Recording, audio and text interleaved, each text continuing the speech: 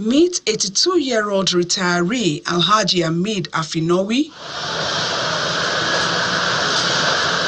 For 20 years, he's been living with and medically managing diabetes, a condition characterized by elevated levels of blood sugar. However, the current economic realities in Nigeria has also taken its toll on pharmaceutical products, resulting in high cost of medications, particularly for lifelong medical conditions such as hypertension, cancer, and diabetes. I was 62 years old when I was diagnosed with diabetes. The cost of managing diabetes then was not expensive because the insulin we use to managing diabetes we buy for 3,000, 4,000 naira per bottle. We buy it now for 35,000, 40,000 naira per bottle. Alhaji Afinowi is getting support from his children to buy his medications. However, some of his peers are not so lucky. There are some of our colleagues, they buy some agbo, and our doctors keep on warning them that these agbos are not good. They could give you what I call complications of diabetes. So, what you see, they say they cannot afford those medications again because of the costs. So it is agbo they are using to manage, and it's terrible. According to a 2021 statistics from the World Health Organization, age standardized mortality rates across 4 major NCDs, such as cardiovascular disease, chronic respiratory disease, cancer, and diabetes, was 565 per 100,000 males and 546 per 100,000 females.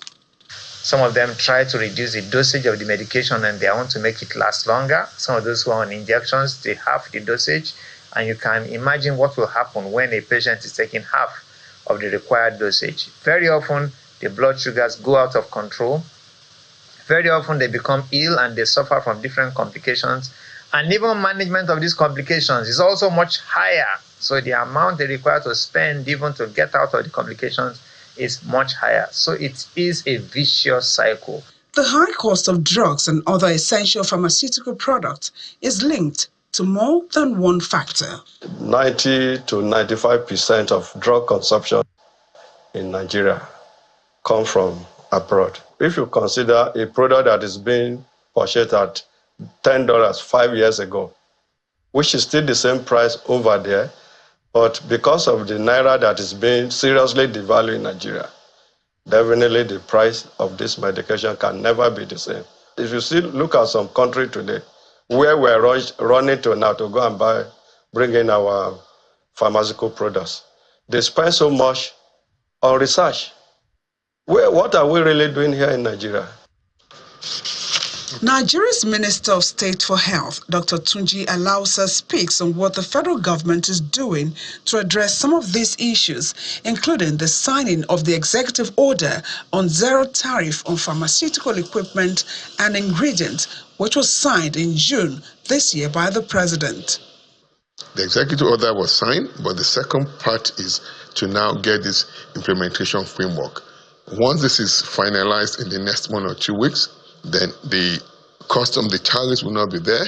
The excise, the VAT will be free on those medications, and then we will now begin to see significant reduction in prices of our medications and medical consumables. We've quickly resuscitated the National Health Research Committee and then the National Health Research Ethics Committee, which plays an important role in clinical trials, in granting approval in collaboration with NAFDAC for clinical trials to be done on some of them, on a lot of medications we use in our country.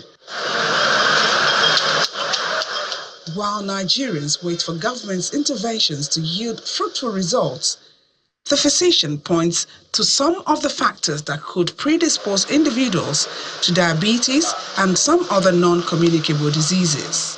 People exercise less and less nowadays, and then people eat food that is made up of highly refined carbohydrates. There is nothing wrong with the carbohydrates that our grandfathers ate. the plenty of eba, akpu, fufu, amala, pounded yam. There is nothing wrong with those. They don't promote obesity, they don't promote diabetes. But the carbohydrates that we eat in the urban areas are the problems. Valuable information there for your consideration. Yomi Otaigbe, Channels Television News.